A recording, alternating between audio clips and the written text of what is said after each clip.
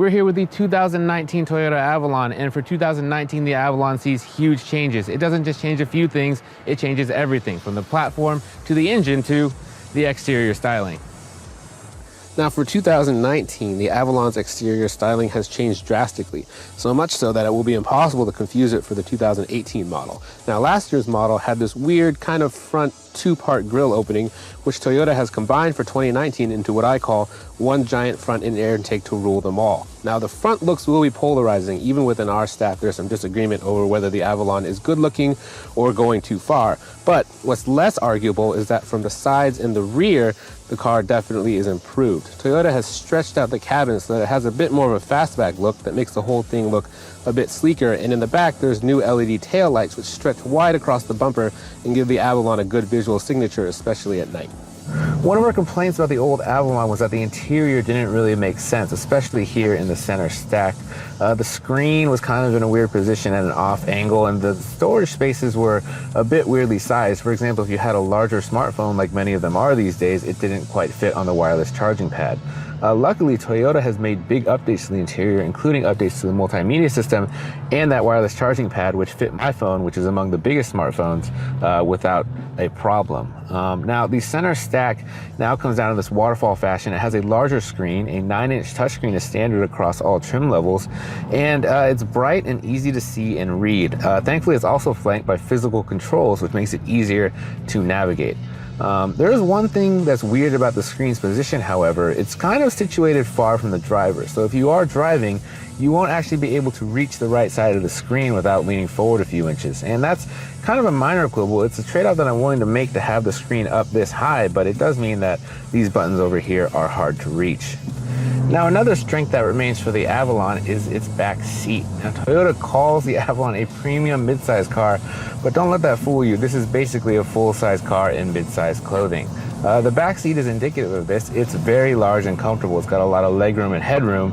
And new for 2019, the Avalon has 5 standard USB ports, 2 of which are in the back. So even if you're sitting in the back, you'll have a place to plug in and charge devices.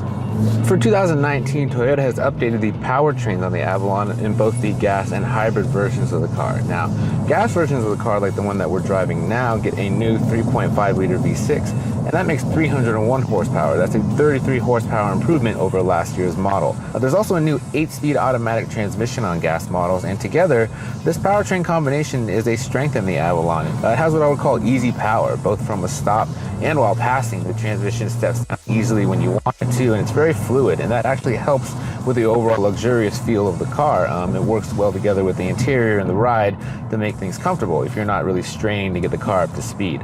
Now, for those who are interested in hybrid versions of the 2019 Avalon, we have good news. There's only a $1,000 price difference between gas and hybrid versions of the car, and when you factor in the difference in fuel economy between the two, you're looking at a very good value for the hybrid, because they get about 44 combined MPG versus only 25 combined MPG in the gas versions. 2019 also brings chassis updates to the Avalon, and that means a new platform. So that now rides on Toyota's global architecture, which is the same thing that you'd find under the 2018 Camry. And in that car, the change to this architecture really changed the Camry from something that was kind of sloppy and boring to drive into a car that actually has pretty crisp handling and a good ride. Now, the changes in the Avalon aren't as dramatic. The 2018 Avalon had a very comfortable, pliant ride, and the same thing is definitely true of the 2019. If there's a change, it's that it's a bit more stable at speed, and you have a bit more confidence while cornering, but not a whole lot. It still has a definite focus on comfort, and the suspension is pliant, and it's actually one of the cars that if I had to drive or be driven in for a long period of time, this might be the choice, because it does a very good job of staying smooth in most conditions. Now, we're in a touring model, which also sees one more big suspension update. This will be actually the first Toyota car to offer an adaptive variable suspension. And it's kind of a strange choice. That's something usually you'd find on more performance-oriented cars, but Toyota says that the Avalon is going for now sporty as well as comfortable. Does it work? Not really. The Touring is a bit firmer than the other trim levels that I tested today, so I also drove a limited model.